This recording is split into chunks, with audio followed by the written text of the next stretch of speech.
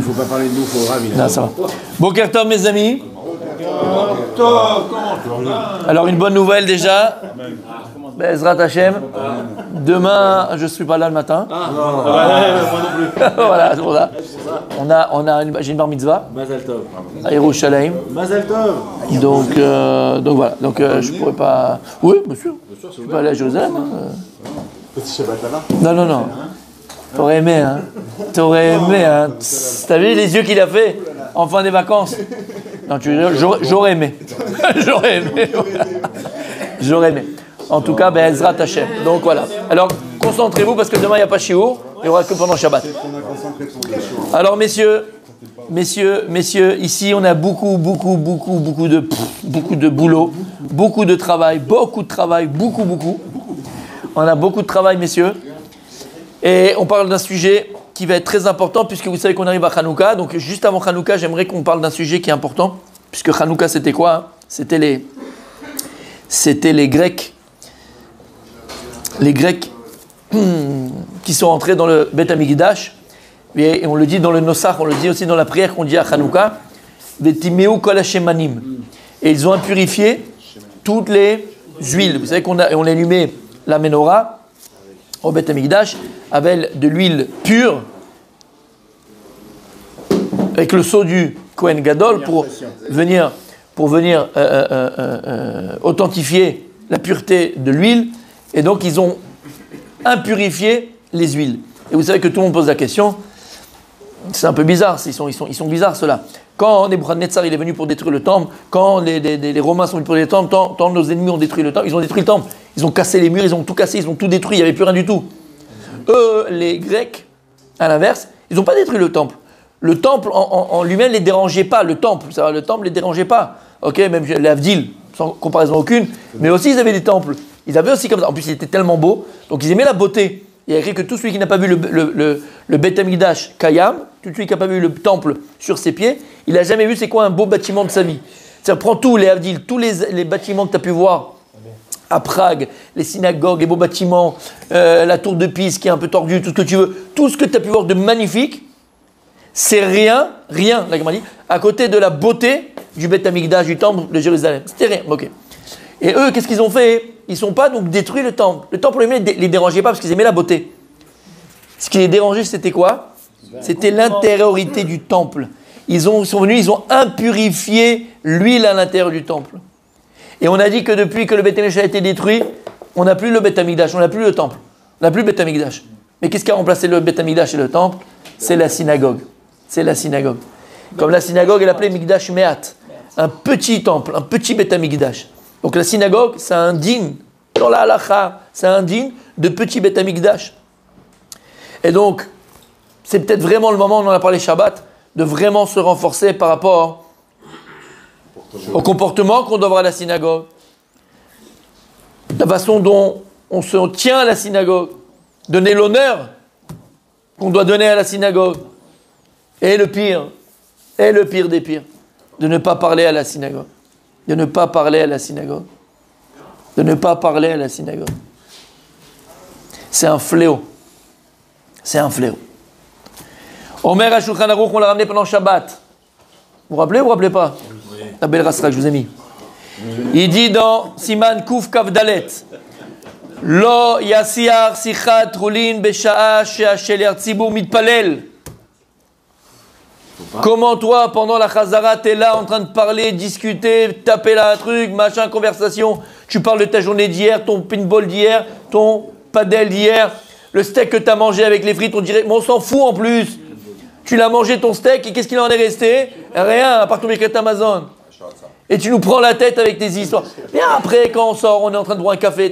Que maintenant, on est tous dans le même bateau, mais attention, ne crois pas qu'on parle que pour toi et que pour moi. On parle pour tout le monde. On est tous dans le même bateau. Tous. Je ne connais pas une personne qui ne flanche pas. Je ne connais pas une personne qui ne flanche pas sur ce point-là. De ne pas parler à la synagogue de bêtises et de ch'touillottes. En général. Mais encore plus, il dit le Rav, lorsque c'est la Chazara de la Tfila, de la Hamida. Chazara de la Hamida, et toi tu parles, toi tu rigoles, toi tu fais. On est en train de louer Dieu, et toi tu es là. Vous savez, et je vous ai dit ça, je vous ai dit 1000 fois. Je vous ai dit 1000 fois. Et je parle pour moi, et tout ce que je dis, je le dis pour moi, et bien sûr aussi pour vous. D'accord? Mais d'abord pour moi. Oui. On est les champions du monde, on est tous, hein. Les champions du monde de la plainte. On se plaint. Et l'homme, il adore se plaindre. D'abord, c'est très, comment on appelle ça? C'est beaucoup plus facile. C'est beaucoup plus facile de se plaindre, d'accord, que d'agir, que de se prendre en main, que de prendre ses responsabilités. Donc, on a une tendance tous à se plaindre. On se plaint dans tout. Hein. À la maison, quand ça va pas, on se plaint parce que c'est la femme, on se plaint parce que c'est mon mari, on se plaint parce que c'est les enfants, on se plaint parce que la belle-mère est le Shabbat. On se plaint de tout. On se plaint. Regarde les gens, ils se plaignent. T'as bien dormi? Pas très bien. Tu m'as demandé, je t'ai demandé, pas très bien. Comment t'es machin? Non, pas très bien. On se plaint. On aime ça. Pourquoi? Parce qu'après, ça va amener sur nous un peu la sympathie, l'empathie, meshkin, on aime, qu'est-ce qu'on aime se faire passer pour un meshkin, qu'est-ce qu'on aime se faire passer pour un meshkin.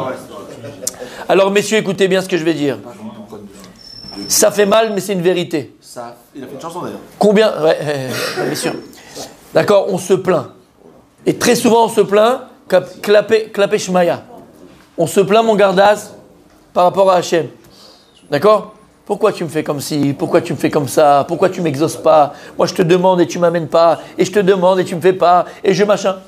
Mais Habibi, est-ce que maintenant toi tu peux venir témoigner que tu te la fermes à la synagogue?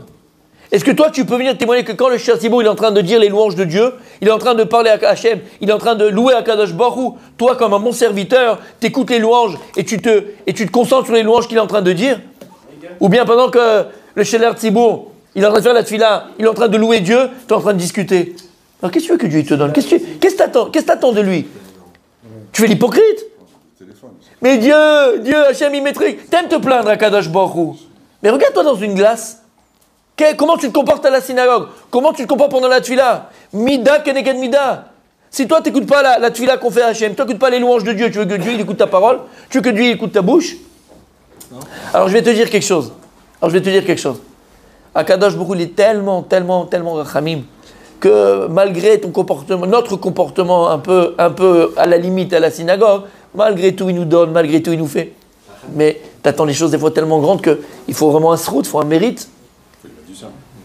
Et toi tu es là, il dit le Shulchan Aruch, Rabbi Yosef Karo, quand le Shir-Tzibur il fait la Chazara de la Mida, tu n'as pas le droit de parler Sichat Rulin, Shum Davar. Et si quelqu'un y parle, sa faute elle est plus grande que ce qu'il est en train de faire. La faute qu'il fait elle est plus grande que la prière qu'il a dit. Vegoarinbo, on a le droit de lui crier. On lui dire la ferme. Une fois tu lui as dit tu peux te taire. 2 fois tu peux te taire. 3 fois tu peux te taire. La 4e fois tu peux lui dire la ferme. La ferme. Mais c'est pas grave. C'est pas grave. Tu vas à boulette, il y a tu parles de synagogue, il y a quelqu'un qui est sorti à Sodorvit, qui n'est pas forcément, bon bref, l'homme est chané, et il déménage, il déménage. Alors je dis, alors on va plus vous voir souvent, déjà, bon, on ne le voyait pas tout le temps, mais on va plus vous voir souvent. Il m'a dit, non, je peux pas ne pas, il habite un peu plus loin maintenant d'où il habitait. Il a dit, je peux pas. Il a dit, j'ai tourné à Ranana. J'en ai vu. Je me suis de partout. J'en ai vu des synagogues. Comme ça, Bémet, il m'a dit, j'ai pas trouvé une synagogue comme ça. Où les gens, ils sont gentils, les gens, ils sont bons. Et il a dit, comme ça, il n'y a pas de dispute. Et ça va être Blainara. Non, mais sérieux? En plus, moi j'adore quand dans cette synagogue. Il n'y a personne qui parle. C'est un chute pour plaisir. Siman Kuf Nun Aleph, Omer HaShulchan Aruch. Tzarich leizaer arbe shelo ledaber bebet hakneset sichat rulin afilu shelo beshat tefila. Alors tu vas dire, bon, il a dit quand pendant la tefila, tu as le droit de parler, d'accord? Non, il dit Shulchan Aruch, Kuf Nun Aleph. Tu n'as pas le droit de parler à la synagogue, même si on est en train de prier, même si on n'est pas en train de prier. Mais Chol Shekel, Beshat Tefila. À plus forte raison, quand on est en train de faire la tefila, on n'a pas le droit de parler. On n'a pas le droit d'étudier, pendant la tefila. Pendant la prière, on n'a pas le droit d'étudier. Omer Aruch HaShulchan, on a dit, les fichach. בתי כנסות, בתי מדרשות, אין נוהגים בהן קלות ראש, כגון שחוק ועיתול ושיחה בטלה. אומר ערוך השולחן, c'est pour ça que dans une synagogue ou dans un beth midrash, maison d'études, dans une synagogue ou maison d'études, on n'a pas le droit de se comporter avec légèreté d'esprit. Légèreté d'esprit. Par exemple, srok. s'amuser, rigoler, darkaner. Vesicha betela, aider, discussion, vaine, futile, vide, rek, on va parler d'hier, rekan, Varek. vide. Vite mais sympathique. Elles sont kik et blid en même temps. Omer, le père du Shla Kadosh. On a étudié le Shla pendant des mois, au début. Le père du Shla. Il est fou celui-là. Les filles. Shekol Amasiar Bet Knesset Beshasha Tzibur Oskim Beshvaro Shel Makom. C'est quoi le problème? Quand maintenant on est là en train de prier Dieu, de louer Dieu, de chanter. Qu'est-ce qu'on fait à la synagogue? On chante Dieu. On loue Dieu. Et tout le Tzibour, il est en train de chanter Dieu, de louer Dieu. Et toi, tu es en train de parler. Marie Atzmo Kilou, En Lo Chelek Beloke Israël. Alors, il vient montrer quoi? Égal. C'est comme si la personne, elle n'avait pas de part dans le Dieu d'Israël. Ça ne m'intéresse pas. Ça ne m'intéresse pas, le Dieu d'Israël. Ce qui est faux et incohérent parce qu'il vient à la Sina. Évidemment. Vous pouvez rien dire sur le gars. Alors, c'est important ce qu'il vient de dire maintenant. Et c'est incohérent parce qu'il vient à la Sina. Donc, il y a... Alors, je vais t'expliquer quelque chose. Mon tzaddik, Il vient juste pour ça, pour parler. c'est quelque chose que j'ai réfléchi beaucoup à cette question-là. Bémet. Parce que, dans ma petite expérience que j'ai eue, j'ai rencontré beaucoup de personnes à travers les activités que j'avais à Jérusalem, et ici aussi d'ailleurs, d'accord? Et tu rencontres beaucoup de monde, beaucoup on va dire de rabbanim, ou de quartier, rabbanim quartier, rabbanim de rue, rabbanim de Hanaya, t'as toutes les sortes, d'accord? Et des fois tu te rends compte, des fois je me suis dit, est-ce qu'on a le même Dieu? Est-ce qu'on a le même Dieu? Est-ce qu'on a le même Dieu? Je vais te raconter une anecdote que je vais déjà raconter, mais c'est pas grave, vous vous rappelez pas, c'est magnifique, j'adore ça, parce que ça, au moins, ça fait que j'ai des choses à dire. Ok.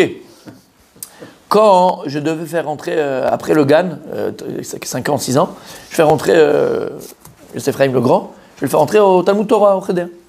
Alors c'est le truc où tu vas le faire, tata, machin et tout. Il y avait une école que tout le monde fait rentrer là-bas, la meilleure, Ashkenaz, la meilleure, Kitalef, d'accord? La meilleure, machin, tu te rappelles, j'ai raconté, non? Ouais. Meilleure, tout que, bon, bref. Et j'essayais d'avoir un rendez-vous avec le patron de l'école pour essayer de faire entrer mon fils et tout. Et j'ai eu le rendez-vous, au prochain. Déjà ça c'était déjà un schlav. Waouh, t'as eu rendez-vous? Ah, c'était magnifique. Ouais, c'est Harvard. Harvard, machin, d'accord, ok. Bon, bref, j'arrive là-bas. Il me reçoit et tout, voilà, machin, et je lui raconte, je lui dis d'où je viens, moi, qu'est-ce que j'ai fait, ex-Thébain, je lui mets le truc à fond, la Fraikin, Ashkenaz, Talmid du Chavetz Chaim, tu sais, Olitaï, Blanc, Glaçon, Iceberg, Bloomberg, Doberman, d'accord, ce que tu veux. Ouais. Les noms, ouais. D'accord.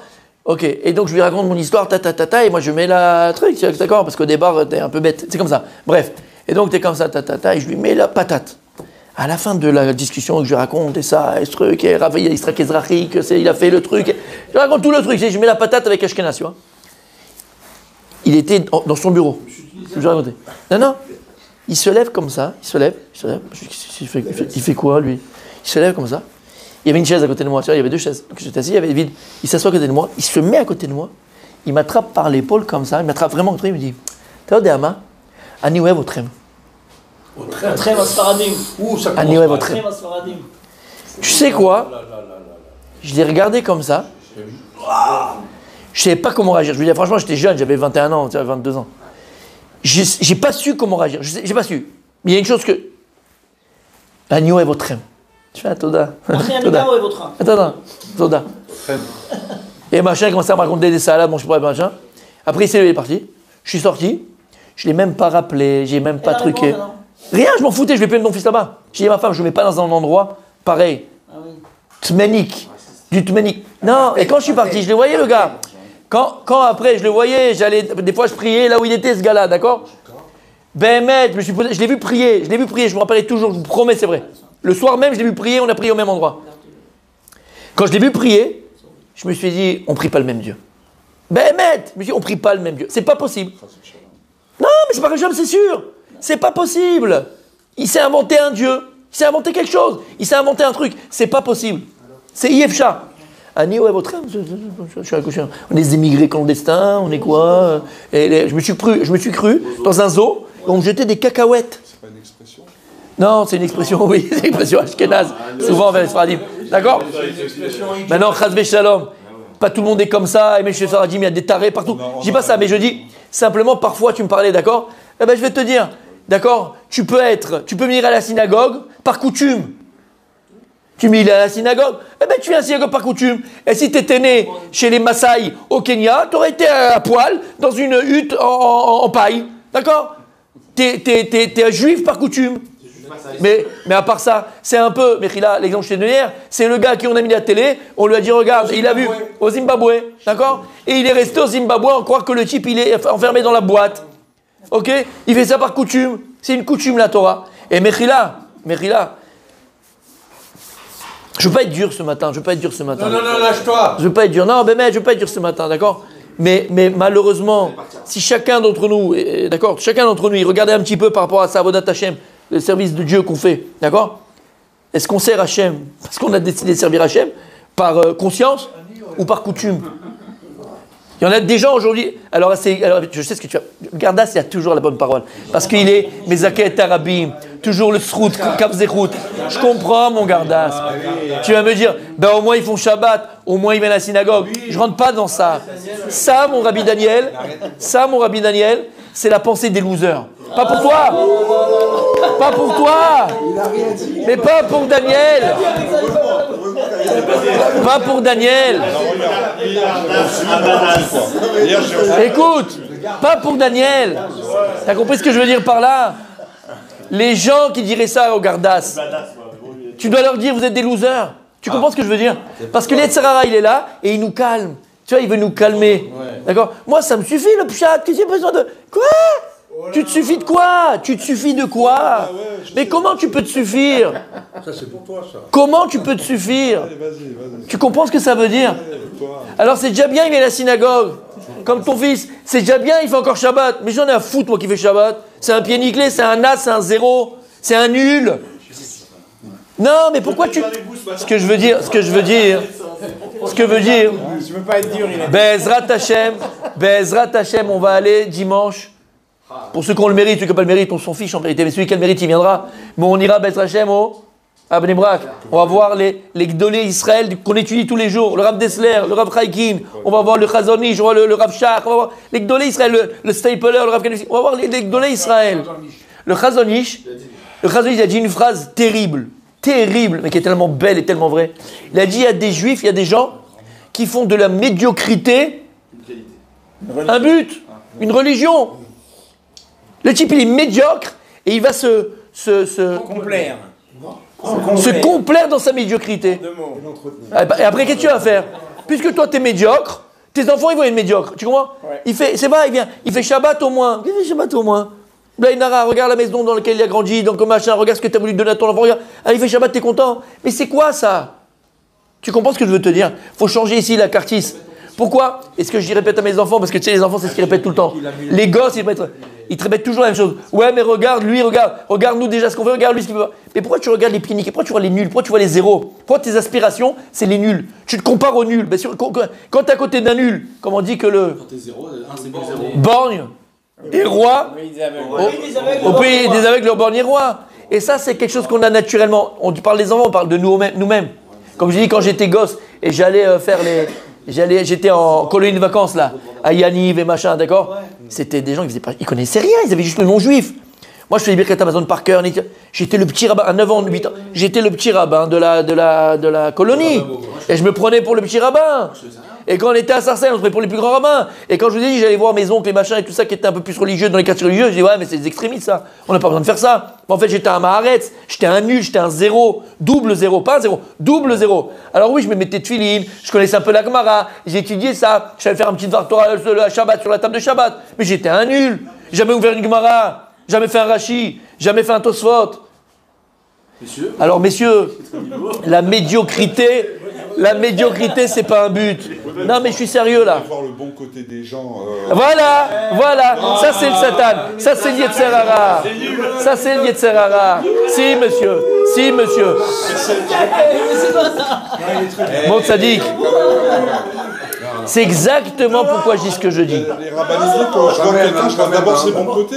Oui, oui, oui, oui. Pas tout de suite tailler en pierre. Habibi, si tu as compris mon discours, si tu as compris ce que je suis en train d'expliquer ce matin, en vérité, Habibi, tu as très bien compris de qui je parle. De qui je parle? Je parle de nous. Je parle de nous, je parle pas de l'autre. Je parle de nous.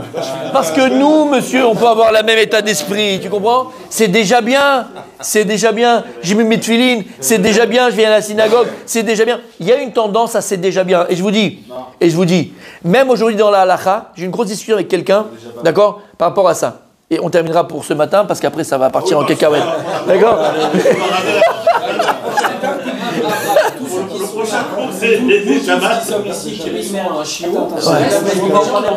Kol hakavod.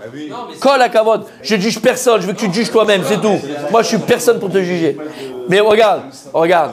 Tu vas comprendre ce que je veux dire par là. Vada, on parle de nous, ça dit que ça c'est le jour, il est pour nous. Pas pour juger les autres. Non, tu as le droit de m'évacuer. Mais pas pour les autres. J'ai eu une discussion avec quelqu'un qui venait de France. Et on a eu comme ça et machin. Et sa femme, elle a posé une question par rapport à un djinn, par rapport au four, d'accord? Bref. Halakha. Et il dit, ouais, il y a un tamit racham, matsoum, tatati, tatata. Vrai, attention, je vois. Et machin, il a dit que c'était permis,